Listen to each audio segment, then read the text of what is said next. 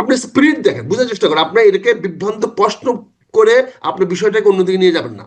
আপনার অন্যদিকে না, প্রশ্নটা আমি ক্লিয়ার অত্যন্ত করতে চাচ্ছি, অবান্তর। ওটা তো জাতীয়, আপনার ওটা প্রশ্নটা তো জুলাই আপনার সনদ। ক্লিয়ার করার কিছু নাই। আপনার প্রশ্নটি উদ্দেশ্য প্রণোদিত। এখানে পরিষ্কার সনদ আমি হয়েছে, প্রশ্ন করলে যদি সনদ আমি হয়েছে। প্রশ্ন করলে যদি এখানে উদ্দেশ্য ভাইয়া, প্রণোদিত ভাই আমি হয়, কথা বলছি, ভাই তাহলে আমি কথা তাহলে বলছি, আপনার বক্তব্য তো আমি ভাইয়া উদ্দেশ্য ভাইয়া প্রণোদিত আমি হবে নিব উত্তরটা, না। এই জন্য উত্তরটা আমি বলছি, উত্তরটার মধ্যে তো আপনি বিভ্রান্ত করে বলছেন। কারণ সনদ হয়েছে, এই সনদের মধ্যে সনদ হয়েছে মানে স্পিরিট, ইনহ্যারেন্ট স্পিরিট, যে আমরা এই সনদের ভিতর যা আছে তা বাস্তবায়িত করব। এবং আপনি যে আওয়ামী লীগের ভোটে নির্বাচিত হয়েছেন, সে আওয়ামী লীগের প্রতি আপনি অ্যালিজেন্সি দেখানো হবে।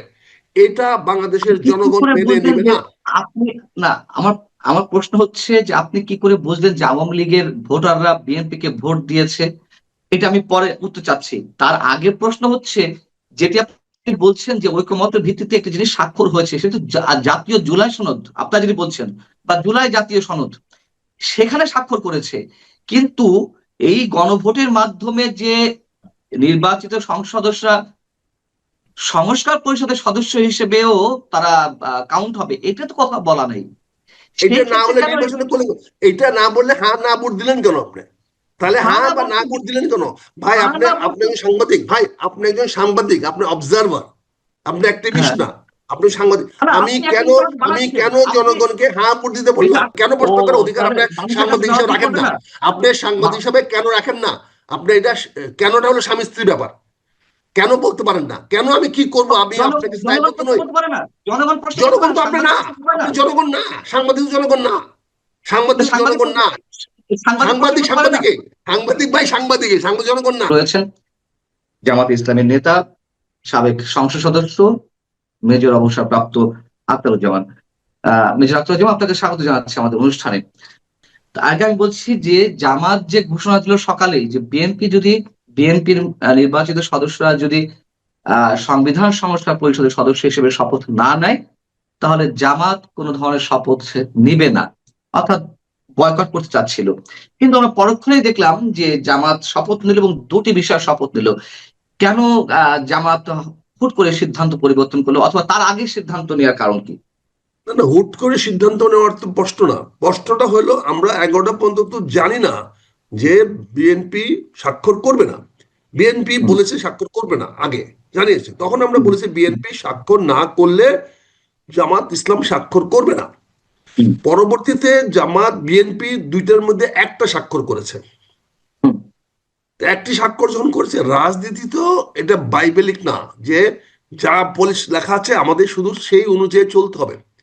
রাজনীতি হলো সময়ের প্রেক্ষাপটে, আলোচনার পরিপ্রেক্ষিতে, ঘটনার কে নিজস্ব নিয়ন্ত্রণে নিয়ে আসার জন্য যে চলমান প্রক্রিয়া, একে আমরা রাজনীতি বলি। রাজনীতি মনে, রাজনীতি এমন কিছু বিষয় না যেটা বাইরে যাওয়া যাবে না, টেক্সট বুকের বাইরে যাওয়া যাবে না।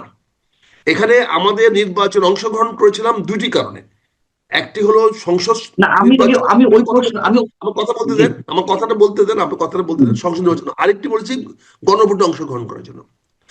এখন আমরা গণভোটে যদি আহ, দস্তখত না, তাহলে আমরা বলেছি, কিন্তু পরবর্তীতে আলোচনার পরিপ্রেক্ষিতে দেখা গেছে যে আমাদের সামনে সুযোগ আছে। এখন একটা অচলাবস্থা সৃষ্টি করে জনগণকে বিভ্রান্ত না করে আমরা পরবর্তী সিদ্ধান্ত নিলাম, ঠিক আছে আমরা দুইটাই দস্তখত করব। জামাত ইসলাম অত্যন্ত সততার সঙ্গে, ন্যায়ের সঙ্গে, জনগণের প্রতি শ্রদ্ধা জানিয়ে দুটি সনদে দস্তখত করেছে। এখন আপনি বলছেন আগে না করলেন, এখন কেন করলেন? এতে কি মহাপদ অশুদ্ধ হয়ে গেছে ভাইয়া?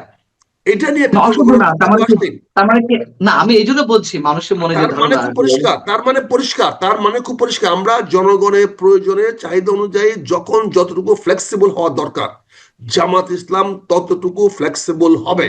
জামাত কোনো মৌলবাদী দল নয়। জামাত এখানে তার ফান্ডামেন্টালিস্ট না, এটার থেকে আমরা সরে আসতে পারবো না।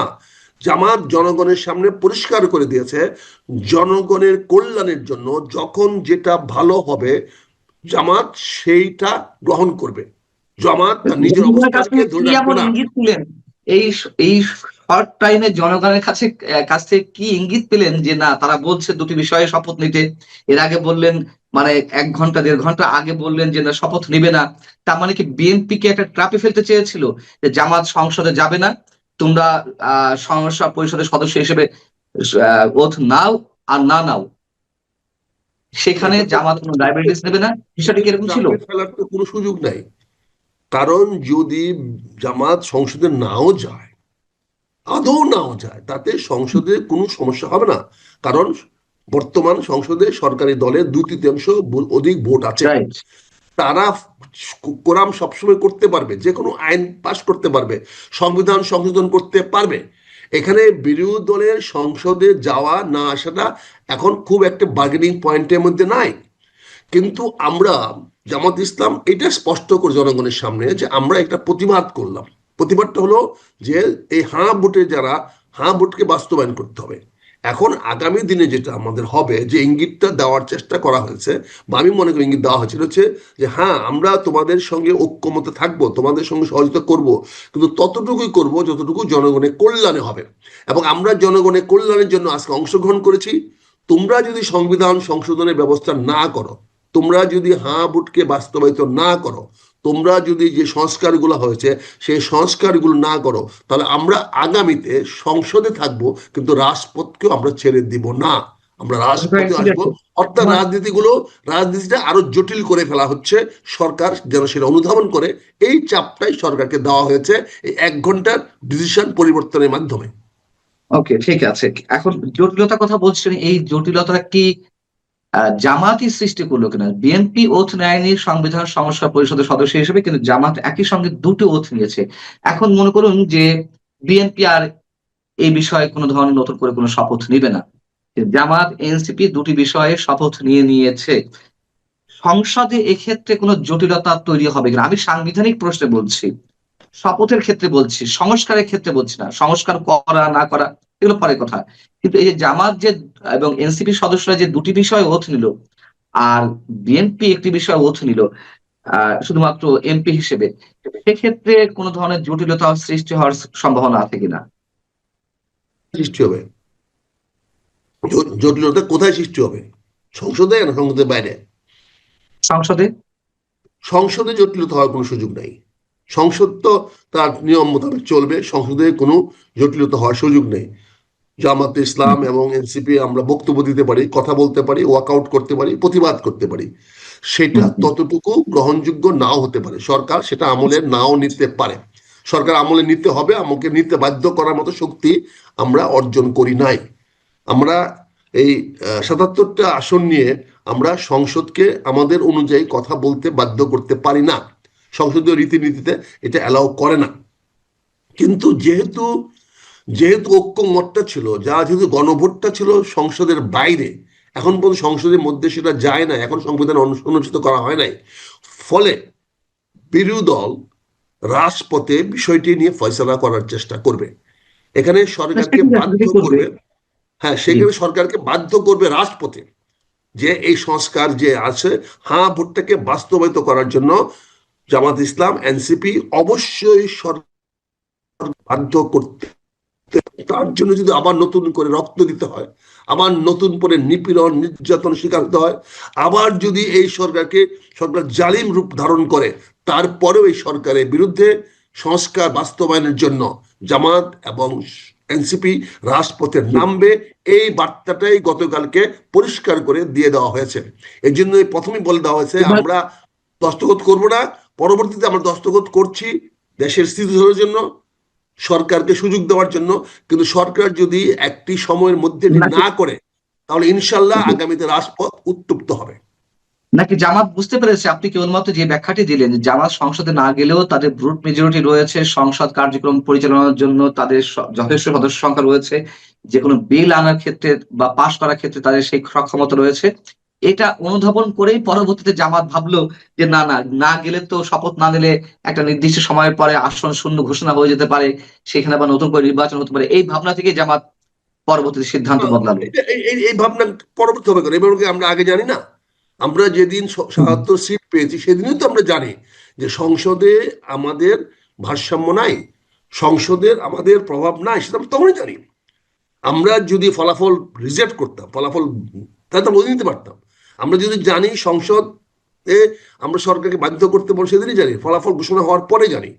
কাজে আমরা তো তখন সিদ্ধান্ত নিতাম যে না, আমরা নির্বাচনটাকে মানি না। কিন্তু আমরা সংসদে থাকবো, তবে আমরা এটা জানি এই সংসদে আমরা সরকারকে জনগণের অধিকার বাস্তবায়নে বাধ্য করতে পারবো না। এই জন্য এখানে একটা পোজ দেওয়া হলো, বলা হলো হ্যাঁ আমরা করব না, কিন্তু এখন করছি। কিন্তু করছি, মনে রাখবো আমরা রাজপথ ছাড়বো না। তোমরা যদি একটা দৃশ্যমান সময়ে এটা বাস্তবায়িত না করো, হ্যাঁ ভোট বাস্তবায়িত না করো, এবং তোমরা যদি এই জুলাই সনদে যেটা এগ্রি করেছো দস্তখত না করো, অনুধাবন না করো, তাহলে আগামীতে এই সরকার চলতে পারবে কি পারবে না এটা রাজপথে সিদ্ধান্ত নেওয়া হবে। ইনশাল্লাহ জামাত এনসিপি রাজপথ ছাড়বে না, আমাদের মোকাবেলাটা আবার রাজপথ হতে যাচ্ছে।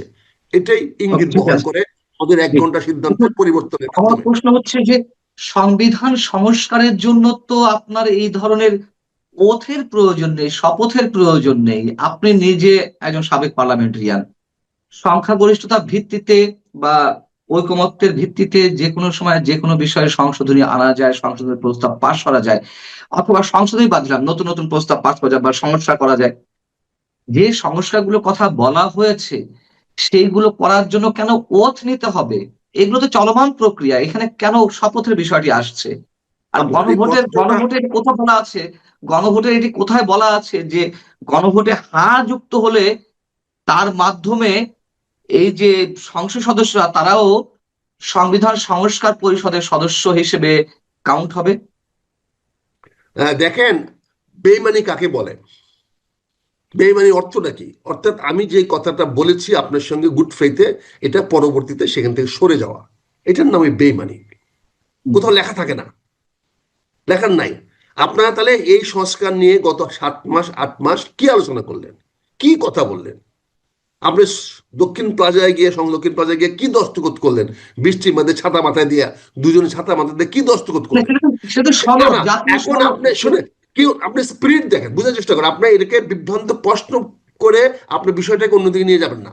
আপনার না, অন্যদিকে না, প্রশ্নটা আমি অত্যন্ত ক্লিয়ার করতে চাচ্ছি, অবান্তর। ওটা তো জাতীয়, আপনার ওটা প্রশ্নটা তো জুলাই আপনার ক্লিয়ার সনদ। করার কিছু নাই। আপনার প্রশ্নটি উদ্দেশ্য প্রণোদিত।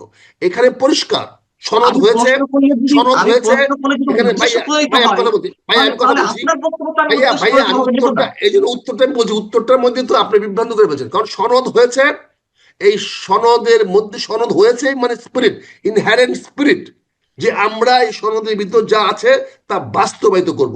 এবং সেখানে আপনি ওয়ার্ড অফ ডিসেন্ট দিয়েছেন, নোট অফ ডিসেন্ট দিয়েছেন, নোট অফ ডিসেন্ট সহই আপনি বাস্তবায়ন করেন।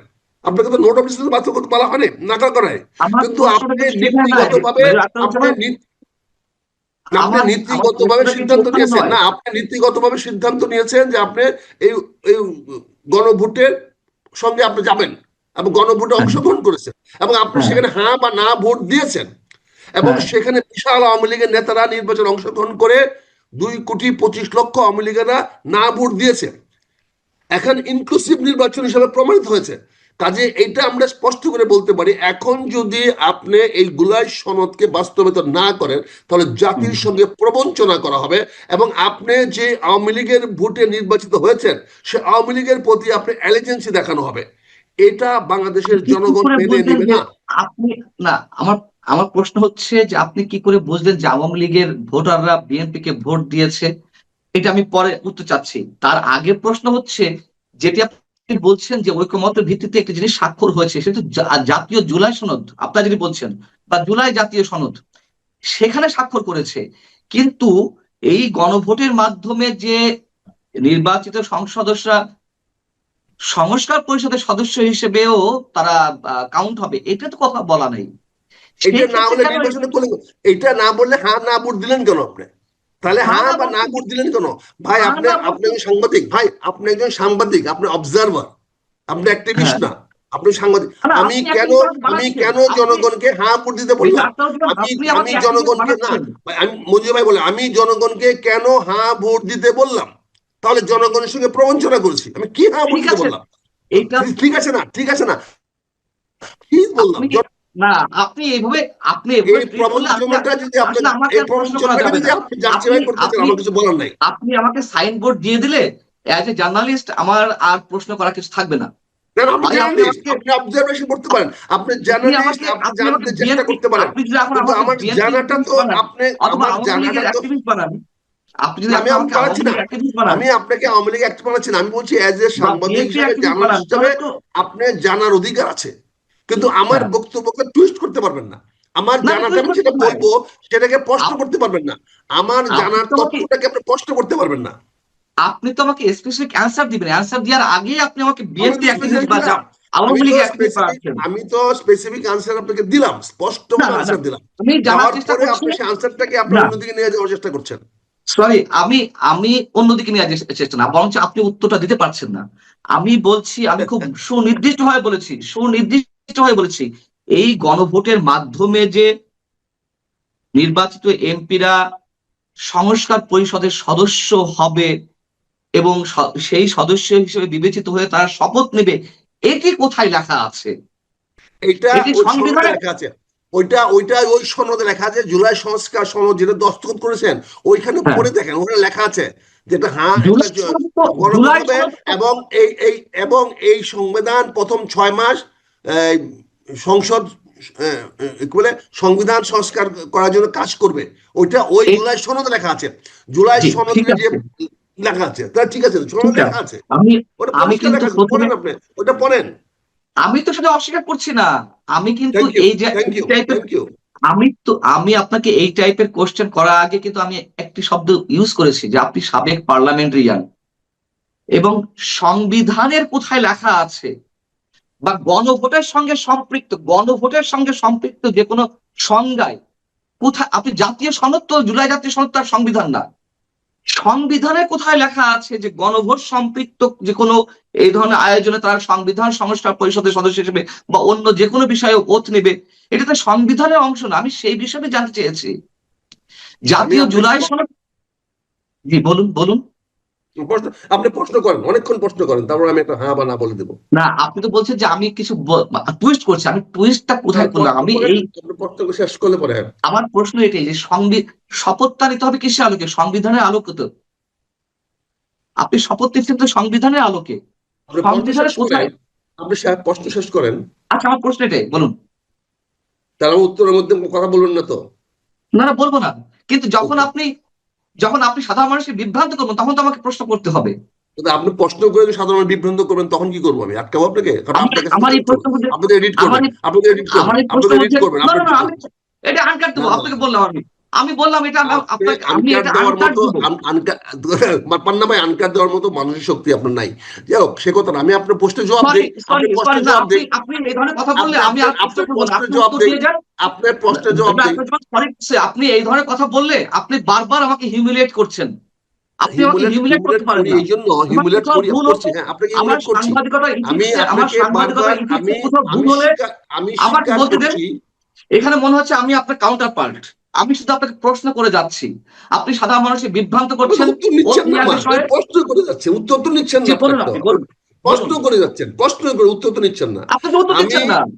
এই তো জি উত্তর বলুন। থামায় দিচ্ছেন, তো উত্তর দিতে গেলে আপনি থামায় দিচ্ছেন, উত্তর দিতে আপনি গেলে থামায় অন্যদিকে দিচ্ছেন। চলে যাচ্ছেন, অন্যদিকে চলে তাহলে কি যাচ্ছেন আপনি। উত্তর কি আমি আপনার মতো করে দিব? উত্তর কি আপনার না মতো না দিব? আমি তো আমার উত্তর না দিব, না, আপনি টু দা আমি পয়েন্টে যেদিকে বলুন। যাই উত্তরটা আমি দিব। আচ্ছা প্রথমত বলুন, আমি কোথায় লেখা আছে? আপনাকে কোথায় লেখা আছে? প্রথমত আমি স্বীকার করে নিচ্ছি, আমি আপনাকে হিউমিলিয়েট করার চেষ্টা করি, কারণ হুম, আপনি প্রশ্নের মাধ্যমে প্রশ্নগুলা করেন, উত্তরটা আপনি দিয়ে দেন। আমি উত্তর দিতে গেলে আপনাকে আমাকে থামিয়ে দেন, আপনি বলেন যে আমি অন্য দিকে চলে যাচ্ছি। এখানে আপনি প্রশ্ন করেছেন, এই যে আবার কথা বলতে আসছেন, না না, আপনি তো ধৈর্য ধরেন। বারবার আমাকে এই যে আবার আমাকে আমি যা কিছু ইন্টারাপ্ট বলবো, করছেন। থ্যাংক ইউ ভাই, থ্যাংক ইউ, ধন্যবাদ আপনাকে, ধন্যবাদ ভাই। কথা বলার আপনি কোনো মানে বলুন, হয় না, সেটা তো উত্তর এই দেওয়ার কথা কিছু বলার নেই। কোনো মানে হয় না, এই কথা বলার কোনো আপনার মানে উত্তর হয় দেওয়ার না। কিছু আপনি নেই। একা প্রোগ্রাম করেন, আপনি একা প্রোগ্রাম করেন, আপনি একা আমি প্রোগ্রাম করেন। বলেছি সংবিধানে কোথায় লেখা আছে এটাই তাহলে এই বলুন আপনি। উত্তরটা দিতে দেন। আপনি বলুন প্রশ্ন করে বলুন। এতক্ষণ তার সঙ্গে লম্বা করলেন কেন? আচ্ছা প্রশ্নটা ছোট বলুন করেন। বলুন, আপনি বলুন। হ্যাঁ, হ্যাঁ, সংবিধান অনুযায়ী তো নির্বাচন হয় নাই। তাহলে এইবারে কি হিসেবে? নির্বাচন বাংলাদেশের সংবিধান অনুযায়ী হয় নাই, এবং বাংলাদেশের সংবিধানে গণভোটের কোনো বিধান নাই। এইবারে নির্বাচনটা হয়েছে জুলাই সনদের ভিত্তিতে। এই নির্বাচনটা হয়েছে জুলাই সনদের হুম, ভিত্তিতে, কারণ এই সরকার যে হুম, নির্বাচন দিয়েছে, এই সরকার সাংবিধানিক সরকার নয়, সংবিধানে নাই। কাজে হুম, এই নির্বাচনটা হয়েছে জুলাই সনদের ভিত্তিতে। জুলাই সনদের ভিত্তির হুম, দুইটা অংশ। একটি হুম, অংশ হলো জাতীয় সংসদ নির্বাচিত হবে, এবং জাতীয় সংসদ প্রথম 6 মাস সংবিধান সংস্কার করার জন্য কাজ করবে, অর্থাৎ তারা লেজিসলেটিভ মেম্বার হবে, এবং এটা হবে কি হবে না সেই জন্য, এবং এই সংস্কারগুলো এবং অতীত সরকারের কার্যক্রমগুলোকে হ্যাঁ বা না ভোটে অর্থাৎ গণভোটে দেওয়া হয়েছে। হ্যাঁ মানে হলো এই সংস্কারগুলা করা হবে, যে জুলাই সনদে যে সংস্কারগুলা করা হয়েছে সেই সংস্কারগুলা করা হবে। আর না ভোট মানে সংস্কার করা হবে না। এখানে দুইটি অংশ জয়লাভ করেছে। বিএনপি জয়লাভ করেছে জনগণের ভোটে সংবিধানে সদস্য হওয়ার জন্য, সেখানে আমরা জয়লাভ করেছি সংবিধান সদস্য হওয়ার জন্য। তারা হয়তো মেজরিটি পেয়েছে, আমরা হয়তো মাইনরিটি আছি, কিন্তু আমরা ইকুয়াল সদস্য। যেহেতু তারা মেজরিটি হয়েছে, তারা সরকার গঠন করার অধিকার পেয়েছে। কিন্তু এটা সংবিধানে, পুরনো সংবিধানে আছে, যে সংবিধানটাকে আমরা করি নাই, নির্বাচনের সাংবিধানিকভাবে বৈধভাবে হয় নাই। এই সংবিধানে গণভোট আছে, গণভোট সংবিধানে ছিল না, কিন্তু জুলাই সংস্কারের কারণে গণভোটটা হয়েছে। সেই গণভোট হ্যাঁ জয়যুক্ত হয়েছে, অর্থাৎ এই সংস্কারগুলো বাস্তবায়িত করতে হবে। বিএনপি এই সংস্কারের সঙ্গে বিরোধিতা করেছে, বিশ্বাসঘাতকতা করেছে, মুনাফিকি করেছে। তারা শপথ নিয়েছে একটি অংশে, আরেকটি অংশে শপথ নেওয়া হয় নাই। তাতে জনগণের সামনে বিএনপিকে বিশ্বাসঘাতক বলা যায়, কারণ জনগণ যেখানে হ্যাঁ ভোট দিয়েছে সেখানে সে জনগণের স্বপ্নকে বাস্তবায়িত না করার জন্য সে বলেছে। কাজে ইনশাল্লাহ আগামীতে এই ফয়সালাটা রাজপথে হবে। সরকার ইচ্ছাকৃতভাবে রাজপথ দিয়েছে। এবার আমি আপনাকে প্রশ্ন করতে পারি? প্রশ্ন ভূমিকা করেন না। হ্যাঁ, ভূমিকা তো আমি কোথাও নেই, আপনি কথা বলতে দেননি, প্রশ্ন করতে দিচ্ছেন না, আমাকে ভূমিকা নিতে হচ্ছে। এখন বিষয় হচ্ছে এই সরকার সাংবিধানিক সরকার ছিল না, এটা আপনার কোথায় বলা আছে? দ্বিতীয়ত কথা হচ্ছে সংবিধানের আলোকে নির্বাচন করা হয়নি, এটি কোথায় লেখা আছে? এটি কে বলছে, কার বক্তব্য এটি? এটি উপদেষ্টা মানে ডক্টর ইউনূস সরকারের বক্তব্য যেটি তারা সাংবিধানিক সরকার নয়, অথবা যে নির্বাচনটি হয়েছে সেটি সাংবিধানিক ভাবে নির্বাচন হচ্ছে না, এটা ইউনূস সরকারের বক্তব্য? সেই সরকারের অধীনেই তো নির্বাচন হয়েছে। আপনি আমাকে দুটি প্রশ্ন উত্তর দেন, হ্যাঁ কিংবা, বা আপনি ব্যাখ্যাও করতে পারেন। তাহলে আমি উত্তর দিচ্ছি, আপনি কথা বলেন না। এই সংবিধানে কি লেখা কোথাও আছে যে অন্তর্বর্তীকালীন সরকার হবে? এই সংবিধানে কি কোথাও আছে অন্তর্বর্তীকালীন সরকারের অধীনে একটি জাতীয় সংসদ নির্বাচন হবে? এই সংসদে কি লেখা আছে যে একটি গণভোট হবে? তাহলে এই কাজগুলো কেন হলো, কি কারণে হলো? এই কারণ হয়েছে ঐক্যমতের ভিত্তিতে, জাতীয় ঐক্যমতের ভিত্তিতে এই কাজগুলো হয়েছে। এই জাতীয় ঐক্যমতের ভিত্তিতে বিপ্লবোত্তর, জুলাই বিপ্লবোত্তর অন্তর্বর্তী সরকারকে জনগণ মেনে নিয়েছে। এটা বিপ্লবের ফসল, এটা জুলাই উত্তর ফসল, এটা সাংবিধানিক ফসল নয়। কাজে সংবিধানে লেখার প্রশ্ন নয়। এই নির্বাচনটা হয়েছে ঐক্যমতের ভিত্তিতে। ঐক্যমত ছিল কি, যে আমরা সংসদ নির্বাচন করব, সঙ্গে সঙ্গে গণভোট করব, এবং যে গণভোট যে ফলাফল হবে সেটা আমরা মেনে নেব, আর সংসদ নির্বাচনে যে ফলাফল সেটা আমরা মেনে নেব। আমরা সংসদীয় নির্বাচনের ফলাফল মেনে নিয়েছি, কিন্তু বিএনপি ওই গণভোটের ফলাফল মেনে নেয় নাই। এইখানে বলা হয়েছে বিএনপি জাতিসংঘে বেমানি করা হচ্ছে। এটা সংবিধানে কোথাও লেখা নাই, এবং এটা ডক্টর ইউনূসকে বলতে হবে না, কাউকে বলতে হবে না। ডক্টর ইউনূসের অন্তর্বর্তী সরকার এই ইয়াতে সংবিধানে লেখা নাই। না থাকলে সংবিধানের আলোকে তারা শপথ নিয়েছে, সংবিধানকে কেউ অস্বীকার করেনি, বরং আপনাদের একটি অংশ সংবিধান ছুঁড়ে ফেলতে চেয়েছিল, আমরা সেটা দেখেছি। এবং দ্বিতীয় প্রশ্ন হচ্ছে, আপনারা এত এত কথা বলছেন জামাত এনসিপি যে সবকিছু জনগণের ভিত্তিতে হয়েছে, জনগণ কোথায় এগুলো মেনে নিয়েছে? জনগণ তো বিএনপির সঙ্গেও রয়েছে। এখন শুধু যদি বলেন জনগণ সব এনসিপি আর জামাত ইসলামী, সেটি তো নিশ্চয়ই বিএনপি মানতে চাইবে না। তৃতীয়ত হচ্ছে, যাদের কথা আপনি বলছেন, যাদের দাবির পরিপ্রেক্ষিতে এই জুলাই সনদ, এনসিপি, এবং সেই এনসিপি জামাতের এখন একটি অংশ, সেই এনসিপি কেন সবার সাথে প্রতারণা করে নির্বাচনের পরে স্বাক্ষর করতে গেল জুলাই সনদে? তারা তো নিজেরাই স্বাক্ষর করেনি। তাহলে এটা তো সবচেয়ে বড় প্রতারণা নয় কি জনগণের সাথে? এখানে আপনি কাউকে কিন্তু পরিষ্কার বলেছে আমরা এটা গণভোটের পরে আমরা দস্তখত করব। এটা তাদের পরিষ্কার বক্তব্য। কেন মানে কি? কেন কিন্তু আপনি জবাবদিহি করবে না, সেটা আপনাকে জবাবদিহি করতে বাধ্য না। আপনি কেন প্রশ্ন করার অধিকার আপনার সাংবাদিক হিসেবে রাখেন না? আপনি সাংবাদিক হিসাবে কেন রাখেন না? আপনি এটা কেনটা হলো স্বামী স্ত্রীর ব্যাপার, কেন বলতে পারেন না? কেন আমি কি করবো? আমি আপনাকে দায়বদ্ধ নই। জনগণ তো আপনি না, আপনি জনগণ না, সাংবাদিক জনগণ না, সাংবাদিক জনগণ না, সাংবাদিক ভাই, সাংবাদিক জনগণ না। সে তো বলেছে তার বলিষ্ঠ অবস্থান, তার অবস্থান যখন সে বলেছে আমরা এই গণভোটে আমরা এই সনদে স্বাক্ষর করবো না, গণভোটের পরে করব। এবং তারা গণভোট আলাদা চেয়েছিল, তারা গণভোট আলাদা চেয়েছিল, তারা আলাদা গণভোট চেয়েছিল, কিন্তু আলাদা গণভোট হয় নাই। কিন্তু যেহেতু গণভোট হয়েছে, যেহেতু তারা হ্যাঁ বা না ভোট দিয়েছে, ফলে তারা এটাকে অনুমোদন দিয়েছে। হ্যাঁ, আমরা আলাদা চেয়েছিলাম, সেই দাবি পূরণ করা হয় নাই, কিন্তু গণভোট এখন হয়েছে এবং জনগণ হ্যাঁ দিয়েছে, অতএব আমরা জনগণের পক্ষে। এখানে আপনি যে কথা বলেছেন, জনগণ বিএনপির পক্ষে আছে, বিএনপির পক্ষে আছে বলেই জনগণ এই সাংবিধানের অধীনে শপথ নিয়ে সংগঠন করেছে।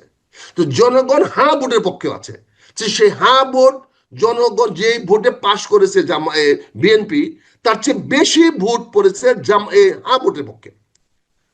যত সংখ্যক ভোট বিএনপি পেয়ে সরকার গঠন করেছে, পার্টি হয়েছে, অনেক বেশি ভোট হ্যাঁ ভোটে পড়েছে। অর্থাৎ বাংলাদেশের জনগণের বৃহৎ অংশ হ্যাঁ ভোটের পক্ষে। অতএব হ্যাঁ ভোটের সঙ্গে কোনো বেইমানি মেনে নেওয়া হবে না, সে যারাই করেন। আমরা শেষ করবো মেজর আখতারুজ্জামান, আমি আর আপনার সঙ্গে বিতর্কে জড়াবো না। না না না, না না, আমি আপনার সঙ্গে বিতর্কে জড়াবো না। আলোচনা গরম করেন, আলোচনা উত্তপ্ত করেন। গণভোটে কিভাবে কিভাবে মানুষ বেশি ভোট দেয় সেটি নিয়েও প্রশ্ন আছে, এবং গণভোটে কোন কোন সেন্টারে 284%, সেটির প্রমাণও আমাদের কাছে আছে। এবং শুধু আপনার মিস ইনফরমেশনটুকু আমি ধরিয়ে দিই, এনসিপি কোথাও বলেনি গণভোটে পরে স্বাক্ষর করা হবে, এটি কোথাও বলেনি। আপনি যদি দেখাতে পারেন, আমি সেদিন থেকে সাংবাদিকতা ছেড়ে দেব। এনসিপি কোথাও বলেনি যে গণভোটের পরে আমরা স্বাক্ষর দেব। তারা টাইম পাস করেছে, কালক্ষেপণ করেছে, কিন্তু আপনি জাতিকে মিস ইনফরমেশন দিলেন, ফর ইওর কাইন্ড ইনফরমেশন। এটি কোথাও এনসিপি বলেনি যে আমরা গণভোটের পরে স্বাক্ষর করব, কিন্তু সেই ন্যারেশনটি আপনি আমাদের সামনে দিলেন। আমি আপনার কাছে খুব স্বাভাবিকভাবেই নতুন মন্ত্রিসভা গঠিত হলো, কেমন মানে কেমন হলো সেই প্রশ্নটিকে বিশ্লেষণের মধ্যে না যেয়ে একটু শুরুটা একটু ভিন্নভাবে করতে চাই, খুব সুনির্দিষ্ট বা এক কথায় প্রকাশ যদি আপনাকে জানতে চাই, আপনার কাছে সবচেয়ে বড় চমক, ইতিবাচক অর্থে মন্ত্রিসভায় আপনি কাকে দেখলেন, নেতিবাচক অর্থেও কেউ আছে কিনা সবচেয়ে বড় চমক? ইতিবাচক নেতিবাচক নাই, কিন্তু চমক হয়েছেন খলিলুর রহমান সাহেব।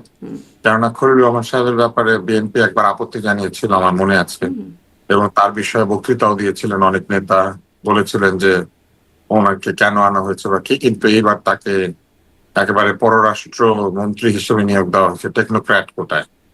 তো এখন অনেক সমালোচনা শুরু হয়েছে, এনসিপি এবং অন্যান্যরা সমালোচনা করছেন যে যখন নির্বাচন হয়েছে তখন তো উপদেষ্টাদের পদত্যাগ করতে হয়েছে, যেমন নাহিদ পদত্যাগ আগেই করেছেন কারণ তিনি দল করেছেন, আর এদিকে পক্ষপাত আছে এই কারণে বা থাকতে পারে এই কারণে আসিফ এবং মাহফুজকে পদত্যাগ করতে হয়েছে, কারণ তাদের এনসিপি ইলেকশন করছে, এরকম একটা ব্যাপার ছিল। কিন্তু তাদের প্রশ্ন হচ্ছে যে যদি টেকনোক্র্যাট কোটায় খলিল সাহেবের নিয়োগ হয়, তাহলে খলিল সাহেব যদি বিএনপির আপন লোক হয়ে থাকেন, তাহলে খলিল সাহেব একদম প্রধান উপদেষ্টার পাশে বসে নির্বাচনের কাজটা করেছেন। তো তাদের কথা হচ্ছে যে এটা তাহলে কেন হলো, এটা তাদের লেভেল হয় নাই আর কি, এটা তারা সমালোচনা করছেন। এবং এক ধরনের রসিকতা করছেন কেউ কেউ যে খলিল সাহেব ছিলেন বিএনপির গুপ্ত উপদেষ্টা। তো এটা হচ্ছে, মানে আমার কাছে এটা নিয়ে কোনো কিছু মনে হয় না, এই কারণে যে মন্ত্রিসভা নিয়ে না আমি কখনোই মাথা ঘামাতে চাই না, কারণ দল গিয়েছে ক্ষমতায়, তারা সংখ্যাগরিষ্ঠ ভোট পেয়েছে। এখন মন্ত্রিসভা ভালো করা খারাপ করা এই সবই হচ্ছে তাদের দায়িত্ব। মন্ত্রিসভার ফলাফল দেখে যখন আমরা বুঝবো যে এই মন্ত্রিসভা পারছে অথবা পারছে না, তখন আমরা আলোচনা সমালোচনা করব। তাই দল গঠন নিয়ে সমালোচনা না করে দলের কাজ শুরু হলেই আমরা টের পাবো যে কার সিলেকশন কেমন হয়েছে। কিন্তু দল গঠনটা কেন হলো বা কাকে কোন বিবেচনায় দেয়া হলো সেটিও তো আমরা একটু বুঝতেই চাইতে পারি নাকি? যেমন ধরেন আপনি বলছিলেন বিবেচনাটা কি হয়েছে আমি জানি আমি না। একটু প্রশ্নটা করি এখানে এই কারণে যে সালাউদ্দিন আহমেদ তিনি তখন সংস্কার কমিশনের মানে রেগুলার যেতেন এবং তিনি তখন বলেছেন, তিনি এখন স্বরাষ্ট্রমন্ত্রী হচ্ছেন, তিনি বলছেন যে আপনার সরকারে একজন বিদেশি নাগরিককে আপনি জাতীয় নিরাপত্তা উপদেষ্টা করেছেন, আপনার কি সেই আক্কেল জ্ঞান নাই? একজন বিদেশি নাগরিকের কাছে এই দেশের সেনাবাহিনী নিরাপত্তা সংক্রান্ত রিপোর্ট প্রদান করবেন কিভাবে ভাবলেন? তিনি রোহিঙ্গা করিডোরের নামে, মানবিক করিডোরের নামে বাংলাদেশকে যুদ্ধক্ষেত্রে পরিণত করতে চান। বাংলাদেশের মানুষের সঙ্গে আপনি কথা বলেননি। আচ্ছা, তারপর আরো অনেক কথা আছে, আমি সালাউদ্দিন আহমেদকে কোট করছিলাম। এখন কোন আক্কেলে আসলে ডক্টর মোহাম্মদ ইউনূসকে জিজ্ঞাসা করেছেন যে কোন আক্কেলে আপনি তাকে নিরাপত্তা উপদেষ্টা করলেন, কোন আক্কেলে বিএনপি পররাষ্ট্র মন্ত্রী বানালো, সেটা আমরা বুঝতে চাইতে পারি নাকি তা পারি না? আমরা অবশ্যই জানতে চাইতে পারি, সাধারণ মানুষ জানতে চাইবে, কিন্তু কোন আক্কেলে পররাষ্ট্র উপদেষ্টা আর কোন আক্কেলে নিরাপত্তা উপদেষ্টা, দুইটার মধ্যে একটু তফাৎ আছে। হয়তো বিদেশি বলে উনি পররাষ্ট্র উপদেষ্টা হতে পেরেছেন যে বাংলাদেশের সব ভিসা বন্ধ হয়ে গেলে ওনার ভিসা বন্ধ হবে না, কারণ উনি তো আর বাংলাদেশের নাগরিক না, উনি দ্বৈত নাগরিক। কিন্তু হতে দ্বৈত পারে। নাগরিকদের তো হওয়াতেও বাধা আছে, তাই না? মন্ত্রী হয়ে গেলেন, এর তো বাধা আছে। না, আওয়ামী লীগের বাধাটা তুলে নিয়েছিল মোমেন সাহেব এবং আরো কয়েকজনের বেলা যখন প্রশ্ন উঠেছিল আওয়ামী লীগ তখন এই বাধাটাকে কিভাবে যেন মোমেন তো তিনি মানে কিভাবে যেন এটাকে আমেরিকান মিনিমাইজ নাগরিকত্ব করেছিল। প্রত্যাহার করে এসেছিলেন। হয়তো উনিও করবেন না, প্রত্যাহার করেন না, উনি সম্ভবত পাসপোর্টটা ফেরত দিয়েছিলেন। উনি এখন আমেরিকার নাগরিকত্ব খুব সম্ভবত প্রত্যাহার করেন না এমনি। আমার একটা অনুষ্ঠানে তিনি বলেছিলেন তিনি নাগরিকত্ব প্রত্যাহার করেছেন, আমি অবশ্য আওয়ামী লীগের খুঁজে কোনো দেখি কথা নাই আমার তো। বিশ্বাস হয় না, হ্যাঁ, আওয়ামী লীগের কোনো কথা আমার বিশ্বাস হয় না, বুঝলেন। আচ্ছা। এদের যদি এখন আমাদের প্রতি বিএনপির কথা কি দায়বদ্ধতা বিশ্বাস থাকতো, হয়? শোনেন বিএনপির কথা কি শারমিন, বিশ্বাস হয়?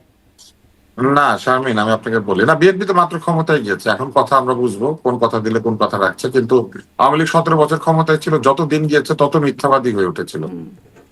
এমনি এমনি কারো পতন হয় না। ব্রাজিল যে 8টা গোল খায় এমনি এমনি খায় না, কিন্তু খেলতে পারে না তাই খায়, এবং ধীরে ধীরে পতন হয়েছে তাই খেয়েছে। জার্মানির কাছে 8 গোল খেয়েছিল। তো ওইরকম আওয়ামী লীগের যেই দশা হয়েছে এর কারণ হচ্ছে আওয়ামী লীগ একেবারে একটা নিম্নমানের দলে পরিণত হয়েছিল। এটা তো অস্বীকার করা যাবে না, কেউ অস্বীকার করতে পারে না। ফলে এদের কোনো কথা আমার বিশ্বাস হয় না। আচ্ছা, যেমন আপনি এই ভদ্রলোক শোনেন পালিয়ে গিয়েছেন, এই মোমেন্ট, কিন্তু অন্যদের পরে গিয়েছেন। উনি এখানে কার কার জামাই আদরে ছিলেন, তার মানে এই সরকারের সঙ্গে তার ভালো সম্পর্ক, তা না হলে উনি পালিয়েছেন কিভাবে, লামিয়া তাই না? মোর্শেদ তার এবং সম্পর্কে আত্মীয় হয়, সেটা আমরা দেখেছি, তিনি ডক্টর ইউনূসের খুব ঘনিষ্ঠ। তো উনি তার মানে ব্যবহার করেছেন, সম্পর্কে আত্মীয়তাকে ব্যবহার করেছেন। তো এই আত্মীয়তা শুধু ওনার নিজের জন্য ব্যবহার করেছেন, আর কারোর জন্য করেন নাই।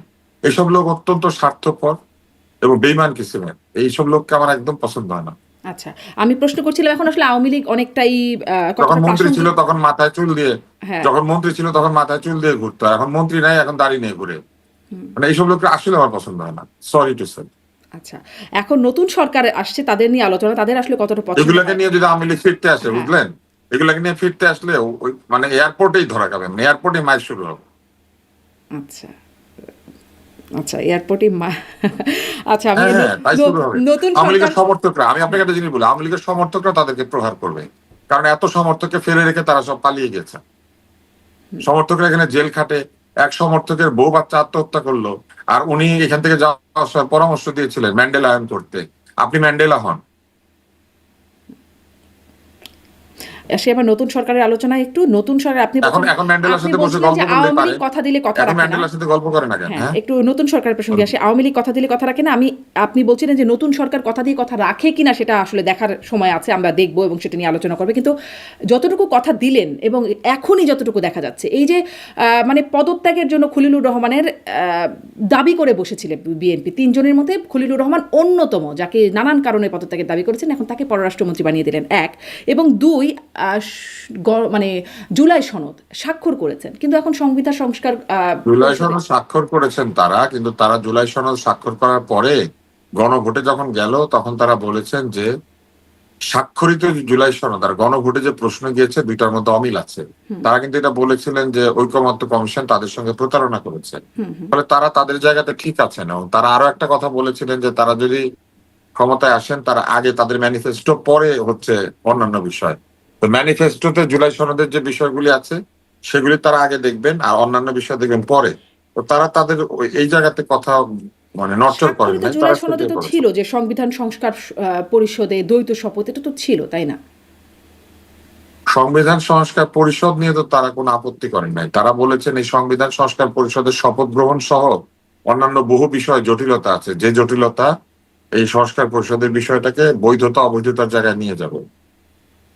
তো দেখা যাক তারা কবে সই করেন, অথবা যদি না করেন, করবেন না, তো তাদের স্বাধীনতা আছে। কারণ এই জুলাই সনদকে অগ্রাহ্য করার স্বাধীনতা তাদেরকে জনগণ দিয়ে দিয়েছে। গণভোট যদি হ্যাঁ না একটা প্রতিদ্বন্দ্বিতার মাধ্যমে হ্যাঁ জিতে, তাহলে তাদের ম্যানিফেস্টো তো সবার সাথে প্রতিদ্বন্দ্বিতা করে জিতেছে, এবং তাদের ম্যানিফেস্টো গণভোটের চেয়ে বেশি ভোট পেয়েছে। তাহলে তাদের ম্যানিফেস্টো তো বেশি বেশি জোরালো, এবং সেই ম্যানিফেস্টো তারা জনগণের সমর্থন এনেছেন। অধিকাংশ জনগণ তাদের ম্যানিফেস্টোর পক্ষে। তাহলে তারা তো তাহলে ম্যানিফেস্টোকেই তারা আগে কি বিচারিতা দেখতে করলেন পারেন। ওই সময়? গণভোটের পক্ষেও না, হ্যাঁ করেন চাইলেন, নাই। আবার ইশতেহারও বললেন। আমি মনে করি না তারা বিচারিতা করেছেন, তারা ঠিক জায়গাতে আছেন। তারা একদম শুরুতেই বলেছিলেন যে যেভাবে গণভোট হয়েছে সেটার সঙ্গে তারা একমত না, এবং তারা আগে ম্যানিফেস্টো দেখবেন, কিন্তু তারা আগে তারেক রহমান ম্যানিফেস্টো তো দেখবেন। গণভোটে হ্যাঁ বললেন, শেষ পর্যন্ত এসে হ্যাঁর পক্ষে প্রচারণা করলেন। উনি প্রচারণা করেন না, উনি একবার বা দুইবার বলেছেন আপনারা হ্যাঁতে ভোট দিয়েন। হ্যাঁতে বলেছেন উনি ভোট দিতে, উনি নিজে হয়তো হ্যাঁতে ভোট দিবেন বা তার দলও হয়তো হ্যাঁতে ভোট দিক তিনি চেয়েছেন, তো দিয়েছেন। ওখানে অনেক কিছু আছে না তাদের ম্যানিফেস্টোর সাথে মিল, সেগুলোর ব্যাপারে হ্যাঁ বলতে হবে, তাই বলেছেন। তাই কি বলেছেন? গণভোটে তো সুস্পষ্ট প্রশ্ন ছিল উনি চারটা। তো ব্যাখ্যা করেন নাই, উনি বলেছেন গণভোটে হ্যাঁ দেন, তার মানে কিন্তু তাদের গণভোটে যা দল, যা শোনেন, ক্লজ আছে তাগুলোতে হ্যাঁ দেন, থামিন, তাই না? আপনি না, আপনি আমার পুরো কথাটা শুনবেন, হ্যাঁ, এটা নিয়ে আর পরে প্রশ্ন করবেন না, পুরোটা শোনেন। ওনারা বলেছিলেন যে যেভাবে ওনারা সনদে সই করেছেন সেই সনদ গণভোটে যায় নাই, অতএব ম্যানিফেস্টোর সাথে মিল নাই এমন বিষয়ে তাদের হ্যাঁ নাই। ম্যানিফেস্টোর সাথে মিল আছে সেখানে তাদের হ্যাঁ আছে, অতএব তারা তাদের ম্যানিফেস্টোর পক্ষের হ্যাঁ গুলা ওইখানে দিয়েছেন, আর ম্যানিফেস্টোর পক্ষে নিজেরাও রায় নিয়েছেন। অতএব তারা গণভোটের ম্যানিফেস্টো অংশ তারা ব- আগে করবেন, তারপরে অন্য কথা। এটা আমার অনুষ্ঠানে এসেও তারা বলেছেন যে তারা আগে প্রায়োরিটাইজ করবেন, প্রায়োরিটি হচ্ছে তাদের ম্যানিফেস্টো, পরে হচ্ছে অন্যান্য বিষয়। যেমন গণভোটে সর্বশক্তিমান আল্লাহর প্রতি বিশ্বাস নাই, কিন্তু তারা এটা সংবিধানে ফেরত আনবেন, কারণ এটা তাদের ভোটারদের কাছে ম্যান্ডেট। এখন এটার জন্য তারা তো বলেছেন যে তারা এটার জন্য হ্যাঁ ভোটে নাই, ওই জায়গাতে তারা নোট অফ ডিসেন্ট দিয়ে রেখেছিলেন, এখনো তাদের নোট অফ ডিসেন্ট আছে। এবং এটার জন্য আসলে এই সংবিধান সংস্কার পরিষদ কিংবা যে গণপরিষদ, এটা গঠনের কোনো বাধ্যবাধকতা নাই। ইনফ্যাক্ট জুলাই সনদ বাস্তবায়নের জন্য এই সংস্কার পরিষদ কিংবা গণপরিষদ গঠনের কোনো বাধ্যবাধকতা নাই। গণপরিষদ লাগে হচ্ছে যদি আপনি সংবিধান নতুন করে লিখতে চান। তাহলে মানে গণভোটে হ্যাঁতে ভোট আমি দেন। আপনাকে একটা কথা বলি, এনসিপি নাহিদ বলেছিলেন এই সংস্কারের পরে এই সংবিধানের লিখতে হবে সংবিধান 2026। তো বিএনপি ওটাকে হ্যাঁ বলবে? আপনি বলবেন হ্যাঁ সংবিধান না 2026? তা তো না, তাইলে কিন্তু যা হ্যাঁ হ্যাঁ, তো বললেন, বিএনপি এই জন্য না বলেছে, বিএনপি এই জন্য অনেক জায়গাতে না বলবে, এটাতে কোনো অসুবিধা নাই তো। তার মানে আসলে জুলাই সনদ এগুলো এখন অকার্যকর, মানে বিএনপি না যা বলবে অকার্যকর তাই না, হবে। না না অকার্যকর না, যতটুকু বিএনপি একমত হয়েছিল ততটুকু কার্যকর। কিন্তু বিএনপি হ্যাঁ বলে সে পরে আসলে আহ, মানে এগুলোতে তো হ্যাঁ বলেছিল, তখনও তো গণভোটের যখন বিষয় এসেছিল যে বিএনপি নোট অফ ডিসেন্ট সহ হ্যাঁ বলেছে, নোট অফ ডিসেন্ট সহ হ্যাঁ বলেছে, বিএনপি কি বিএনপি না সংস্কার গুলাকে কমিশন, রেখে হ্যাঁ সংস্কার বলেছে। পরিষদে নোট অফ ডিসেন্ট দিয়েছিল? হ্যাঁ দিয়েছিল। আচ্ছা, জানি না এত উচ্চ অস্পষ্ট কক্ষ নিম্ন কক্ষ, উচ্চ কক্ষ নিম্ন কক্ষ তাদের ডিসেন্ট আছে। জি, উচ্চকক্ষে জুলাই সনদ বলছে সংস্কার পিয়ার। পরিষদ তো লাগবে এইসব উচ্চ কক্ষ নিম্ন কক্ষ বানাতে। আপনি যদি ডিমের ব্যাপারে আপনার ডিসেন্ট থাকে তাহলে মুরগি অটোমেটিক্যালি ডিসেন্ট হয়। আচ্ছা আচ্ছা, তাহলে আসলে জুলাই সনদ এখন মুরগি 18টা ডিম পেরেছে, ওইখানে 16টা ডিমের ব্যাপারে আপনার আপত্তি আছে, কিংবা 12টা ডিমের ব্যাপারে, অথবা আপনি মুরগিকে হ্যাঁ বলেছেন কিন্তু 12টা ডিমে আপনি হ্যাঁ বলবেন না। এখন যদি আপনি দেখেন যে 12টা ডিমের জন্য আলাদা একটা মুরগির খামার দরকার নাই, নিজেরাই করা যায়, তাহলে ওটা করবেন, নিজেরা করে ফেলবেন, ওনাদের জন্য গণপরিষদ করা তো বাধ্যবাধকতা নাই। সংবিধান সংশোধনের জন্য 2/3 সংখ্যাগরিষ্ঠতা এই সংসদ পেয়েছে, তারা পেয়েছেন, তারা এমনিতেই সংবিধান সংশোধন করতে পারেন, এটার জন্য গণপরিষদ আলাদা করে করার কোনো দরকার নাই। জি গণপরিষদ করলে একদম কি হবে? গণপরিষদ করলেও বিএনপির 220 জনই ওখানে ভোট দিবে বা 212 জন, তো গণপরিষদে তো একই ঘটনাই ঘটবে। জি, না গণপরিষদের পক্ষে কোনো প্রচারণা বা কিছুর পক্ষে আমি বলতে চাইছি না, আমি জাস্ট এটা জানতে চাইছি যে তারা যা বললেন সেটি কি তারা রাখছেন কিনা, নাকি তাদের মেজরিটির কারণে তারা এখন তারা সেটাকে আগেই এটা oust করে দেবেন। বলেছিলেন, আচ্ছা, একাধিকবার দেখা যাক তারা এই কথাটা মুরগির বলেছিলেন। খামারের সেই আপনার বিশ্লেষণটা কেমন করে মুরগির খামার হ্যাঁ সাজান বা কি হয় সেটি হ্যাঁ নিশ্চয়ই আমরা সামনেও দেখব।